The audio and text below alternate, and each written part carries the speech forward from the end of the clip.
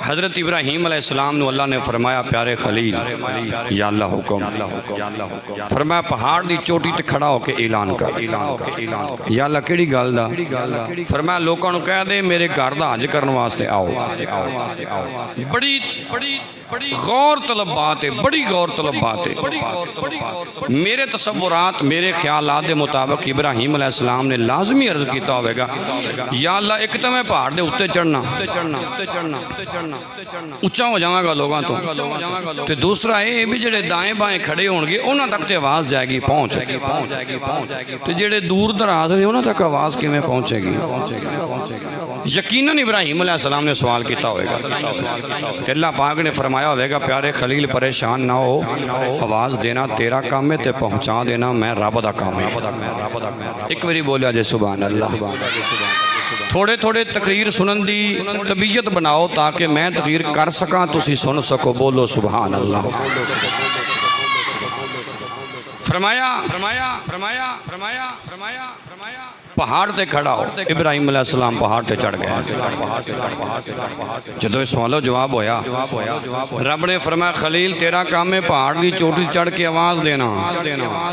تسی تے سوچ رہے ہو نا بھی شاید جڑے لوگ دنیا تے موجود نے انہاں تک آواز بڑی مشکل ہو کے پہنچے گی اللہ نے فرمایا جڑے قیامت تک پیدا ہونے والے نے میں انہاں تک بھی تیری آواز پہنچا دیاں گا رب العالمین نے فرمایا وَعَذِّنْ فِي النَّاسِ بِالْحَجِّ يَأْتُوكَ رِجَالًا وَعَلَىٰ كُلِّ دَامِرٍ يَأْتِينَ مِنْ كُلِّ فَجٍّ عَمِيقٍ فرمایا پیارے خلیل علیہ السلام یا اللہ حکم ہوئے فرمایا آواز دے دے اللہ دے پیارے خلیل علیہ السلام پہاڑ دے چڑھ گئے اللہ دے خلیل نے پہاڑ دے چڑھ کے آواز ماری لو جی میرے نبی کریم علیہ السلام دا فرمان سنو امام الانبیاء محبوب کبریا شب اسراد دولہا رحمت دو عالم شفیع معظم نور مجسم آقا انعامدار مدنی تاجدار مدینے والی سرکار آخر زمان نبی حضرت محمد مصطفیٰ صلی اللہ علیہ وآلہ وسلم آپ نے ارشاد فرمایا اللہ دے خلیل نے آواز ماری قیامت تک جننے حج کرن واسطے جانے